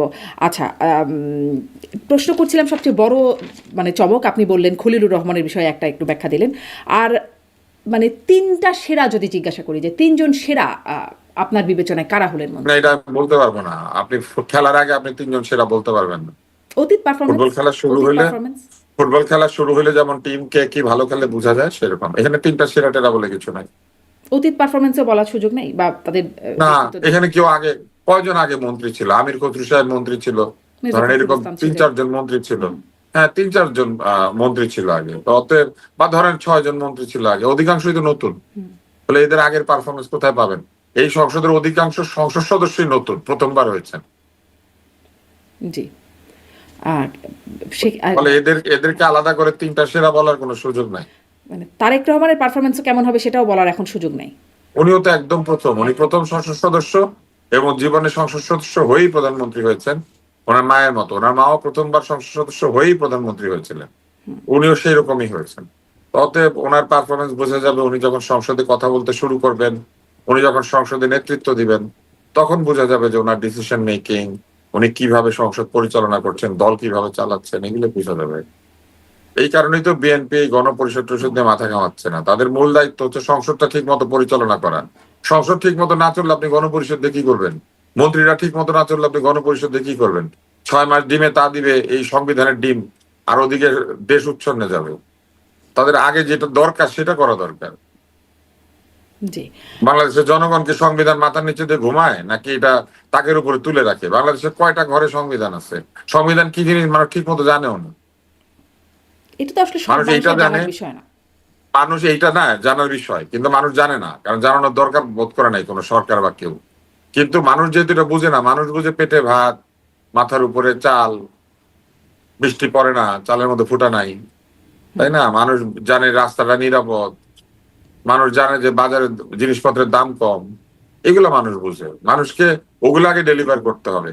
আমরা সংবিধান সংস্কার করে নেই, তারপরে মুদ্রাস্ফীতি নিয়ন্ত্রণ করবো, এগুলো বললে হবে? মানে এটার কি কোনো আগে এগুলো আর ইউনূস পরে থাকে? সাহেবের, এটার কি কোনো এগুলো আগে আর ইউনূস পরে থাকে? সাহেবের, আলী রিয়াজের, ইভেন এই খলিল সাহেবদের মনের চিন্তা ছিল। এটাও তো একটা মজা না? এই খলিল সাহেব জুলাই সনদ, উপদেষ্টা সবকিছু করে টরে এসে এখন বিএনপির পতাকা উত্তোলন করে বসে আছেন। এটা ভাল লাগছে না? দেখতে ভাল লাগছে তো।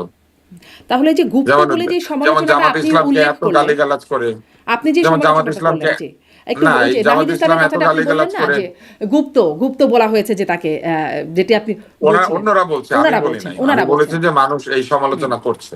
সেই তো গুপ্ত আমার থেকে কিছু আসে যায় না, কিন্তু জিনিসটা মজার যে উনি এখন বিএনপির পতাকা তুলে ধরেছেন। এই 2 সপ্তাহ আগে উনি সংবিধান সংশোধন, মানে ডক্টর ইউনূসের পতাকা আকাশে তুলে বসেছিলেন। ওই রকম হাসনাত আব্দুল্লাহরা এই 2 মাস আগে জামাত ইসলামকে গালি দিয়ে এখন জামাতের পতাকার তলে সমবেত হয়েছেন। এই যে রাজনীতির চেহারা, এই চেহারা বদলায় নাই। ফলে নতুন বাংলাদেশ 2.4 আসলে তৈরি হয় না, এটা তৈরি হবে না, এইভাবে হয় না।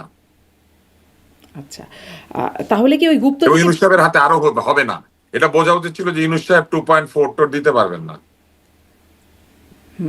উনি দিয়েছেন নোবেলিয়া। তাহলে কি গুপ্ত থেকে এতদিন বিএনপির পারপাজে সার্ভ করলেন? কারণ ডক্টর আব্দুল লতিফ, আপনার মনে আছে, এটা আমি আমরা হয়তো জানি না, আপনাকেও এটা আপনাকেও আমরা হয়তো জানি আমি এই না প্রশ্ন কার করেছি পারপাস আগে। সার্ভ করেছেন, আমি এটা তো হয়তো আমরা একটু জানি না। প্রশ্ন করি, আপনাকে হয়তো আগেও এই প্রশ্নটা আমি করেছি যে যখন খলিলুর রহমান বিদেশে যান বা বিভিন্ন আলোচনা করেন, তখন তাকে জিজ্ঞাসা, মানে ফিরে এসে বলেন গুরুত্বপূর্ণ বিষয় আলোচনা হয়েছে। কি বিষয় যে আলোচনা হয় সেটা আমরা কখনোই জানতে পারি না এই বিদেশে গিয়ে। তো আসলে কি এইটা ধারণা করার সুযোগ আছে কিনা যে তিনি আসলে সেই পারপাজে সার্ভ করেছেন, ফলে একটা ডিলের অংশ হিসেবে তিনি পররাষ্ট্রমন্ত্রী? এটা আমরা জানি না। উনি যদি এটা করে থাকেন তাহলে ডক্টর ইউনূসও একই পারপাস সার্ভ করেছেন, তাহলে তো অনেক প্রশ্ন উঠবে। আলোচনায় কিন্তু আছে ডক্টর ইউনূস রাষ্ট্রপতি হতে পারেন, মনে হয় তেমনটা হতে পারে? হলে আমার কিছু আসে যায় না। আপন কর্মফল যারা কর্ম করবে তারা ভুগবে, আমাদের কি? আমাদের তো অনেক কিছু বটেই, আমাদের সরকার, আমাদের না, দেশ। আমাদের কিছু না। আমাদের হাতে ভোট আছে, 5 বছর পরে আমরা আবার ভোট পাবো। ভোট পেলে আমরা ভোট দিব। নাকের কাছে নাকের কাছে শফিকুর রহমান নিঃশ্বাস ফেলছেন, ঘাড়ের কাছে নিঃশ্বাস ফেলছেন শফিকুর রহমান। সোজা হবে না যদি উল্টাপাল্টা কিছু করে। আচ্ছা, এই মানে বিরোধী পক্ষে, আপনার আপনার আমি আপনাকে নিশ্চিতভাবে বলে দিতে পারি, যদি বিএনপি সরকার ব্যর্থ হয় তাহলে জামাত ইসলামকে ঠেকিয়ে রাখার জন্য বাংলাদেশে কেউ আর থাকবে না, অতএব এবং জামাত ইসলাম সরকার গঠন করবে। কিন্তু ওই সফল মানে বিএনপি সরকার সফল হবে কিনা সেটি নিশ্চয়ই দেখার বিষয়। কিন্তু এখনই রাস্তায় আন্দোলন আছে, বিক্ষোভ আছে, এবং তারা ছায়া মন্ত্রিসভা গঠিত করবে বা ছায়া সরকার তারা একটা গঠন করার কথা বলছে। সহজ হবে বিএনপির জন্য আসলে সরকার পরিচালনা? সরকারের জন্য কখনো কিছু সহজ হয়? আওয়ামী লীগের জন্য সহজ ছিল, এরশাদের জন্য সহজ ছিল। সরকারের কাজ তো কোনোদিন সহজ না, এটা সবচেয়ে কঠিন। কারণ তাকে একদিকে জনগণকে খুশি করতে হয়, আরেকদিকে বিরোধীদের উৎপাত সহ্য করতে হয়। বিরোধীরা ভালো হলে পরে সরকারের কাজটা একটু বেটার হয়।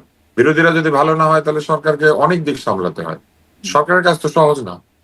জি, বিরোধীরা কেমন হবে বলে মনে হয় আপনার? বিরোধী নেতা আমরা দেখলাম শফিকুর রহমান, উপনেতা আছেন ডাক্তার তাহের, এবং এনসিপির নাহিদ ইসলাম হচ্ছেন হুইপ, বিরোধী দলীয় চিফ হুইপ। আপনার কি মনে হয় কেমন হলো বিরোধী দলের? জামাত ইসলামের সদস্যদের ব্যবহার ভালো, ওনারা আপনার সাথে বা কারোর সাথেই সামনাসামনি কোনো দুর্ব্যবহারজনক মানে দুর্ব্যবহার করেন না। ওনারা মানুষকে কোনো ধরনের অপমানজনক বা অসম্মানজনক কথাবার্তা কম বলেন।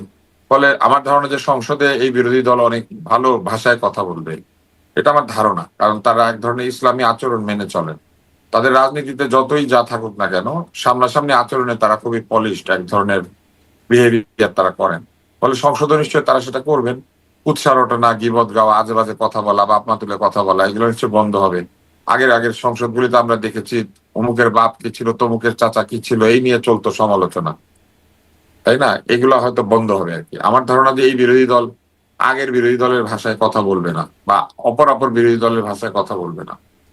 আচ্ছা, মানে বিরোধী দলও ভালো হবে বলে মনে করছেন। জামাতের বিরোধী দল ভালো হবে না, আমি বলেছি বিরোধী দলের আচরণ ভালো হবে, আচরণ, সেটাই তো। সংসদের আচরণ ভালো হবে। সংসদের বিরোধী দলের ভালো মন্দের কিছু নাই, বিরোধী দল বিরোধী করবে, বিরোধী দল তার নিশ্চয় পক্ষে থাকবে না, বিরোধী দল বিরোধ করবে, কিন্তু সেই বিরোধের ভাষা ভালো হবে বলে আমার বিশ্বাস। তারা যে মানে দুপুরে সকালে বললেন যে তারা আসলে শপথ নেবেন না, কোনো শপথই নেবেন না যদি সংস্কার কমিশনে বিএনপি না নেয়, শপথ না নেয়, কিন্তু দুপুরে গিয়ে আবার শপথ নিলেন। এই বিষয়টা আপনার কাছে কেমন মনে হলো? কারণ তারা বুঝতে পেরেছেন যে শপথটা নিতে হবে, না নিলে পরে এই শপথ নেওয়ার বিষয়টা আরো পিছিয়ে যাবে এবং তারা এক ধরনের অ্যাডভান্টেজ হারাবেন। অতএব তারা আগে শপথটা নিয়ে নিয়েছেন, এখন তারা মাঝে মাঝে সংসদে যাবেন, আবার মাঝে মাঝে রাস্তায় আন্দোলন করবেন, এটা আমার ধারণা। আচ্ছা, মানে প্রধানমন্ত্রী হিসেবে কেমন হবেন সেটি তো এখনো বলার সুযোগ নেই, আপনি বলছিলেন, কিন্তু তার প্রধানমন্ত্রীর আশেপাশে যারা আছেন তাদেরকে আপনার আসলে কিভাবে, তাদেরকে এদেরকেও তো আমরা কি আগের থেকে সবাইকে চিনি? তা তো না, এরাও একটা তরুণ দল। তো সেই তরুণ দলের মধ্যে ধরেন উপদেষ্টাদের আমি কয়েকজনকে চিনি, হয়তো অর্ধেককে চিনি। এই অর্ধেক প্রমিজিং তরুণ, তাদের পোশাক আশাক ব্যবহার মার্জিত, তারা শিক্ষিত, তাদের অনেকেরই বিদেশে শিক্ষা আছে, কেউ ভালো চিকিৎসা বিদ্যালয় থেকে পাশ করেছেন যেমন ডাক্তার জাহিদ, তার আবার একটা রাজনৈতিক বিশ্লেষণের ক্ষমতা রয়েছে। তো এইরকম কিছু কিছু মানুষ আছে যাদের ব্যাপারে সরাসরি বড় অভিযোগ নাই। এখন দেখতে হবে যে তারা কি উপদেশ দেন, কিভাবে তারা প্রধানমন্ত্রীকে সাহায্য করেন, এটা দেখে তারপরে বোঝা যাবে। আমরা অতীতে দেখেছি যে উপদেষ্টাদের অনেকে উপদেশ দিতে গিয়ে ব্যর্থ হন, কিংবা তাদের উপদেশ গ্রহণ করার পরে এক ধরনের সমস্যা তৈরি হয়।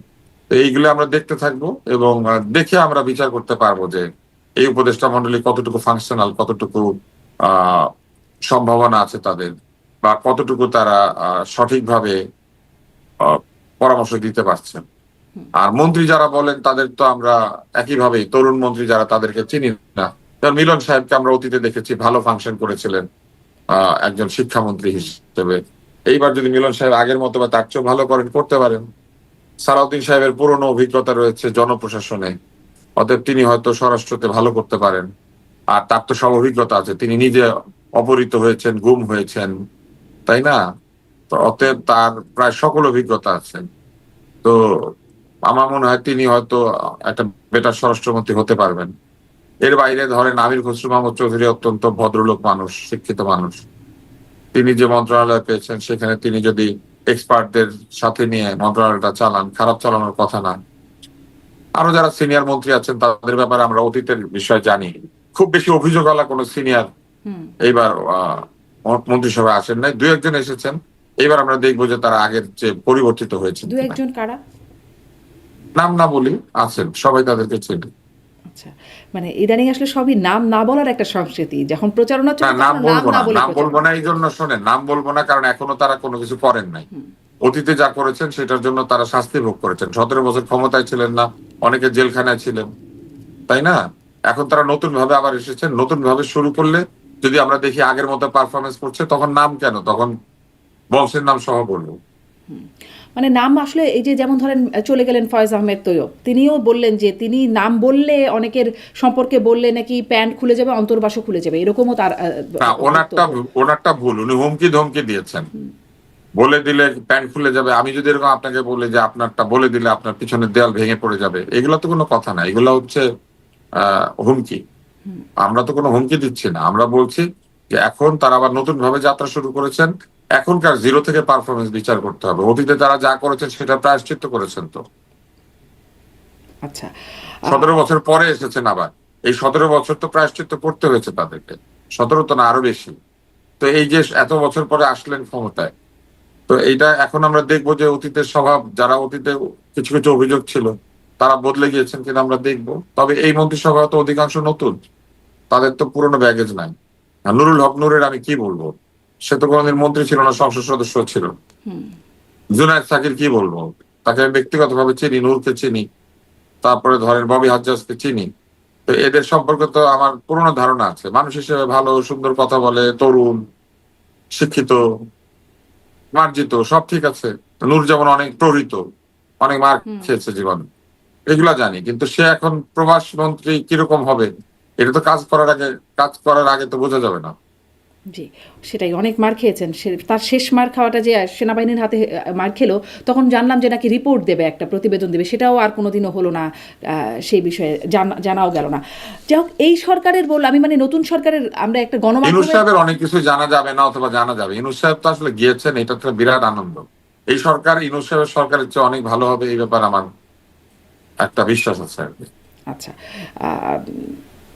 গণমাধ্যমের স্বাধীনতা নিয়ে একটু প্রশ্ন করতে চাই, গণমাধ্যমের কর্মী সেই বলেন। হিসাবে কি মনে হয় আপনার, যে সামনের গণমাধ্যমে কি একটু, যেমন আমরা গণমাধ্যমে যে ওই যে মানে বাজি একটা দেখা সব সময় গেছে, সেখানে এটা কি এখনই শুরু হয়ে যায় নাই? আপনি তো দেখতেই পাচ্ছেন শুরু হয়েছে।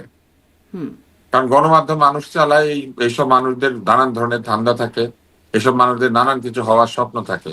আপনি যতই মোজাম্মেল বাবুকে আটকে রাখেন জেলখানায়, নতুন মোজাম্মেল বাবু তৈরি হওয়ার স্বপ্ন বহু মানুষের মধ্যে আছে। ফলে এইগুলিকে নিয়ন্ত্রণ করতে হবে তারেক রহমানকে নিজেকেই, এইগুলি নিয়ন্ত্রণ করতে হবে দলের মাধ্যমে। এইগুলি উনি গণমাধ্যমের উপর হাত দিয়ে নিয়ন্ত্রণ করার কিছু নাই। কারণ গণমাধ্যমে এরকম বহু উচ্চাভিলাষী সাংবাদিক আছে। এখনই ওনার প্রথম বিদেশ সফরে কারা কারা যাবে আপনি দেখেন, গিয়ে দৌড় শুরু হয়ে গিয়েছে।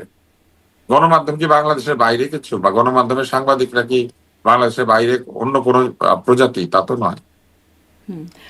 যেমন এই সরকারের বহু তথ্য গণমাধ্যম উপদেষ্টা। দখল হয়েছে, বহু গণমাধ্যমে গিয়ে বিএনপি বা জামাতের লোকেরা বসেও পড়েছে। জি, জি, সেটা তো এই ইউনূস সরকারের সময় তথ্য উপদেষ্টা রেজওয়ানা ওই যে হাসান একটা তিনি গান আছে বললেন। না, নদীর একুল ভাঙে অকুল গড়ে, এই নিয়তির খেলা। এই পলিটিক্স এর খেলা এরকম, একজন বের হয়ে যায় দখল থেকে, আরেকজন গিয়ে দখল করে, স্বভাব তো বদলায় না। জি, তবে এই দখলদারি আওয়ামী লীগ খুব ভালোভাবে শিখিয়ে গিয়েছে, দখলদারিত্বের কোচিং আওয়ামী লীগে দিয়েছে। হ্যাঁ, শিক্ষক হিসেবে আওয়ামী লীগ ভালো ছিল, ছাত্র হিসেবে এখন কেমন সেটি দেখবার। শিক্ষক হিসেবে আওয়ামী লীগ ভালো ছিল, কিন্তু যে স্কুলটা খুলেছিল সেই স্কুলটা টোটালি করাপ্ট ছিল। ফলে যাদেরকে পড়িয়েছে সব শিক্ষকেরই 12টা বাজিয়ে দিয়েছে। আচ্ছা, এই যে সৈয়দা রিজওয়ানা হাসান তিনি বললেন যে অন্তর্বর্তী সরকারের সময় মত প্রকাশের জন্য কোনো সাংবাদিককে জেলে যেতে হয় নাই, যদিও আনিস আলমগীর এখনো জেলেই আছেন। মানে সেখান থেকে মনে হয় সামনের দিনে আমার ধারণা রিজওয়ানা সাংবাদিকদের আনিস চেহারা আলমগীরদের ভুলে ভবিষ্যৎ কি গিয়েছেন। হবে? ক্ষমতার গরম আছে তো একটা, ক্ষমতার গরমে উনি কে সাংবাদিক আর কে সাংবাদিক না সেটা ভুলে গিয়েছেন আর কি। না হলে এই কথা উনি বলতে পারতেন না। এই কিছুদিন পরে ওনার ওই অন্ধত্ব দূর হবে, চোখে যে ক্ষমতার কালা চশমা ছিল সেটা খুলে যাবে। আবার উনি রাস্তায় দাঁড়িয়ে গাছ বাঁচানোর আন্দোলন করবেন, নদী বাঁচানোর আন্দোলন করবেন, তখন বোঝা যাবে। আর হয়তো উনি করবেন না, তাহলে আমরা বুঝবো না। হয়তো তখনও উনি নদীর পাড়ে গিয়ে ভেকুর উপর উঠে লাল গালিচা দিয়ে দাঁড়িয়ে থাকবেন, হতে পারে যেমন না? যেমন উনি উনি খলিলুর রহমান আছেন। তারপরে সজীব ভুইয়া, আরো কারা কারা আপনার মনে নাই লাল গালিচা দিয়ে ভেকুর উপর উঠে দাঁড়িয়েছিল? হ্যাঁ, উনি তো ভেকু উপদেষ্টা। তো উনি যদি না বুঝেন, উনি না জানেন যে এই সরকারের সময় কোনো সাংবাদিক কখনো বন্দী হয় নাই, শাস্তি পায় নাই, এগুলা ওনাকে আর নতুন করে কি বোঝানো যাবে? এখন সামনের সরকারের সময় আপনার কি মনে হয় আনিস আলমগীরদের ভবিষ্যৎ, মানে আনিস আলমগীরের মতো সাংবাদিকদের কথা বলছি, ভবিষ্যৎ কেমন হতে পারে? এখনো জানি না, এটা সদিচ্ছা প্রমাণিত হবে যদি আনিস আলমগীরের মতো যারা আটক রয়েছেন তাদেরকে এই সরকার মুক্তি দেওয়ার ব্যবস্থা করেন, এবং তারপরে আইনের নিজস্ব প্রক্রিয়ায় তাদের নির্দোষ প্রমাণ করার সুযোগ দেন। তাদের নির্দোষিতা প্রমাণ করার এই সুযোগটা দেওয়াটা তো খুবই জরুরি, কেননা মামলাটা দায়ের করেছে আরেকটা সরকার। সরকার কেন আনিস আলমগীরের বিরুদ্ধে মামলা করবে? উনি সরকারের বিরুদ্ধে কি করেছিলেন, তাই না? অতএব পুরো জিনিসটাই তো একটা অন্যায়। সে অন্যায়ের মধ্যে আনিস আলমগীরের পড়তে হয়েছে, এবং এইটাই তো ইউনূস স্যারের কৃতিত্ব। উনি যে শান্তি পুরস্কার পেয়েছিলেন, উনি যে মানবাধিকারের পক্ষে অনেক কথা বলেছিলেন, এইগুলা উনি প্রমাণ করে ছেড়েছেন। তো উনি আসলে মানে কোন মানবাধিকার এবং কোন নোবেল, কোন শান্তি, এটা তো উনি প্রমাণ করেছেন। বাংলাদেশের রাস্তায় রাস্তায় মব হয়েছে, অশান্তি হয়েছে, আমরা তখন বুঝতে পেরেছি যে আগে অশান্তি, পরে শান্তি আনা যায়। অশান্তি না থাকলে শান্তি আসবে কি করে? দারিদ্র না থাকলে দারিদ্র জাদুঘরে যাবে কি করে, তাই না? অনেক গ্যাস না থাকলে আপনি গ্যাস শূন্য করবেন কি করে? অনেক বেকারত্ব না থাকলে আপনি বেকারত্ব শূন্য করবেন কি করে, তাই না? আগে তো এগুলো লাগবে, তারপর তো এগুলো শূন্য হবে, তাই না? উনি আগে এগুলো ভালো করে তৈরি করেছেন বাংলাদেশে। জি, কিন্তু এখন সেই তৈরি করা জায়গা থেকে তারেক রহমান কি আসলে সঠিক দিকে যেতে পারবেন বলে আপনি আস্থা রাখেন? মন্ত্রী পরিষদ তারেক দেখলাম, রহমানের অন্যতম যেমন ধরেন তারেক আপনি রহমানের বলছিলেন অন্যতম মোজাম্মেল যে বাবুদের অ্যাডভান্টেজ, কথাও বলছিলেন, তাদের একটা তারেক তাদের রহমান, আমি মোজাম্মেল বাবুর কথাটা বলেছি যে অনেকেই মোজাম্মেল বাবু হইতে চায়, ওনার আটকের ব্যাপারে বলি না, নাই। আটকের আমি ব্যাপারে বলেছি আমি মোজাম্মেল বলছি বাবুরা আটকের যেমন ব্যাপারে। প্রশ্ন নয় তেলের ড্রাম নিয়ে এসেছি করতো না, হুম হুম। এখনো এরকম আছে। হ্যাঁ। নতুন বাবুরা আছেন যারা প্রশ্ন নয় তেলের ড্রাম নিয়ে যাবেন। এবং উনি তো আমি তো তাকে চিনতাম ছোটবেলা থেকে, উনি অত্যন্ত মেধাবী ছাত্র ছিলেন। আমি বহুবার এই বিষয়ে তাদেরকে বলেছি যে আপনারা এটা কেন করেন, ওনারা হেসে উড়িয়ে দিয়েছেন। তো সেরকম সাংবাদিক কি এখন নাই? এখনো আছেন। কিন্তু যে তেলের ড্রাম নিয়ে গেছেন বলে খুনের মামলায় আটক হয়ে থাকবেন, এই বাস্তবতার কি পরিবর্তন হবে সামনের সরকার আসলে? এখন এই বাস্তবতা পরিবর্তন হবে কি হবে না আমরা মামলা হওয়ার আগ পর্যন্ত তো বুঝবো না। মামলা না হলে বুঝবো যে এটা পরিবর্তিত হলো, আর মামলা হয়ে গেলে বুঝবো পরিবর্তিত হয় নাই। না মানে মামলা যা আছে আমি সেগুলোর কথা বলছি, অনেক তো মামলা আছে, আনিস আলমগীর থেকে শুরু করে যেগুলি তারও আছে আগের মামলা। এগুলার দায় দায়িত্ব, যেগুলি আছে এগুলার দায় দায়িত্ব বিএনপি কিভাবে নিবে আমি জানি না, আমি তো আর বিএনপি দলের মানুষ না। তবে এইগুলির দায় দায়িত্ব বিএনপি নিবে অথবা নিবে না, এটা বিএনপি কে ঠিক করতে হবে। যদি তারা মনে করে যে ভুয়া মামলাগুলি তারা সরিয়ে নিবে, নিবে। আর যদি মনে করে যে ভুয়া মামলা সরিয়ে তারা আসল মামলা দিবে, সেটা দিতে পারে কিন্তু। কারণ আমার যদি সত্যিকারের প্রকৃত মামলা হয় তখন তো আর আপনি সেটাকে অস্বীকার করতে নিশ্চয়ই, পারবেন না। নিশ্চয়ই। এখন তারা যদি মনে করে যে সকল ভুয়া মামলা প্রত্যাহার হবে এবং যার যা অভিযোগ সেই অনুযায়ী মামলা হবে, তাহলে তো এটা সুশাসন। জি। আর তবে এখন যারা আটক আছেন তাদের অধিকাংশই ভুয়া মামলায় আটক আছেন, যেমন শাকিল আর রূপা, এটা একটা অভিযোগ। মানে আর মোজাম্মেল বাবু অসুস্থ মানুষ, ওনার একটা মানে একটা গুরুতর অসুখ আছে, সেরকম অসুখ নিয়ে ওনাকে আটকে না রেখে ওনাকে আমার ধারণা চিকিৎসার জন্য হলেও তাকে হাসপাতালে রাখা যেতে পারত, কারণ এই চিকিৎসাটা জরুরি তার। জি, মানে সেটাই, সবাই আসলে হত্যা মামলার আসামি বা হত্যা চেষ্টা মামলার আসামি হয়ে আছেন, তো সেজন্যই প্রশ্নটা করছিলাম যে না, সবাইকে তো হত্যা মামলা আসামি দিয়েছে, সাকিব আল হাসানও তো হত্যা মামলার সেটাই আসামি, তো। বিচারপতি খায়রুল হক হত্যা মামলার আসামি। জি, এখন এখানেই বিএনপি সরকার কি করে সেই বিষয়েই মানে যেহেতু অনেক এইটাই তো নীতি বিএনপি নির্ধারণী। সরকারের দেখার বিষয়, আমরা তো এইগুলাই দেখবো বিএনপি সরকার কি করে কি করে না, তাই না? জি, আমরা তো এই জিনিসগুলাই দেখবো। নিশ্চয়ই। এর মধ্যে সাবেক তথ্য উপদেষ্টা মাহফুজ আলম তিনি বলছেন এটা বাটোয়ারার নির্বাচন, এখানে জামাতের অংশগ্রহণ এবং তারপর বিরোধিতা, এই প্রসঙ্গে তিনি বলছেন। এটা যে বাটোয়ারা নির্বাচন, এটা তো সবাই আগেই বুঝেছে। আমি আব্দুল নূর তুষার আমিই তো বলেছি যে বাটোয়ারা হচ্ছে, কারণ এনসিপি কেন জামাতের সাথে যাবে? এটা বাটোয়ারা না? নিজেরা বাটোয়ারা করে, অন্যরা বাটোয়ারা করে, তারপর সব বাটোয়ারা এক জায়গা হয়ে একটা বাটোয়ারা নির্বাচন হলো। এটা যদি ওনারা বলেন, ওনাদের মুখে এটা মানায় না আর কি। এই বাটোয়ারাটা ওনাদের সামনে হয়েছে তো, সেটা উনি বলেছেন। 30টা আসন নাকি 25টা আসন, যখন আসন নিয়ে দর কষাকষি হয়, এটা বাটোয়ারা না? উনি সত্য কথাই বলেছেন, কিন্তু বাটোয়ারাটা ওনাদের চোখের সামনেই হয়েছে। জি, আর এই সরকার ওই যে অনেকেই বলেছেন যে ট্রুথ অ্যান্ড হিলিং কমিশনের মাধ্যমে আসলে আওয়ামী লীগকে ফেরানোরও একটা ব্যবস্থা হতে পারে বা আওয়ামী লীগ ফিরতে পারে। মানে যখন প্রশ্ন করা হয়েছে তারেক রহমানকে, রয়টার্সে তিনি কথা বলেছেন, তিনি বলেছেন যে যখন জিজ্ঞাসা করা হয়েছে যে সাবেক প্রধানমন্ত্রীর সন্তানেরা আসলে রাজনীতিতে ফিরতে পারবেন কিনা, তিনি আপত্তি করেন না। এদিকে সজীব অজের জয়ও আগ্রহ প্রকাশ করছেন, তারেক রহমান প্রধানমন্ত্রী হলে তার সাথে কথা বলবেন, অবশ্যই কাজ করবেন, এমনটি বলছেন। কি মনে হয় যে আসলে এরকম কি কোনো লক্ষণ, আভাস বা সম্ভাবনা কিছু দেখেন? এখনো পর্যন্ত দেখা যায় নাই, হয়তো যাবে। রাজনীতিতে তো শত্রু মিত্র পার্মানেন্ট না, স্বার্থ পার্মানেন্ট। রাজনীতিবিদরা দলের স্বার্থ, দেশের স্বার্থ বা ব্যক্তির স্বার্থ, যে কোনো একটা স্বার্থ দিয়ে পরিচালিত হন। মহৎ রাজনীতিবিদ দেশের স্বার্থকে আগে রাখেন, আর দুষ্টু রাজনীতিবিদ ব্যক্তি স্বার্থকে আগে রাখেন। অতএব দেশের স্বার্থে যদি কোনো কিছু করতে হয় এবং সেটা যদি করেন বিএনপি, আমরা বিবেচনা করব যে ওনারা সেটা করলেন নাকি করলেন না। আচ্ছা, এই যে তবে এই মুহূর্তে আওয়ামী লীগের সঙ্গে আলোচনার কোনো প্রয়োজনীয়তা তো বিএনপির নাই। আওয়ামী লীগ কি তার সেই যোগ্যতা প্রমাণ করতে পেরেছে যে আওয়ামী লীগকে ছাড়া ইলেকশন করা যায় না, আওয়ামী লীগকে ছাড়া বাংলাদেশ চলে না? আওয়ামী লীগকে সেটা করতে পেরেছে? পারে নাই তো। তো অতএব আওয়ামী লীগের সঙ্গে কথা কেন বলতে হবে তার? এইটা তো আওয়ামী লীগকে আগে প্রমাণ করতে হবে, তাই না?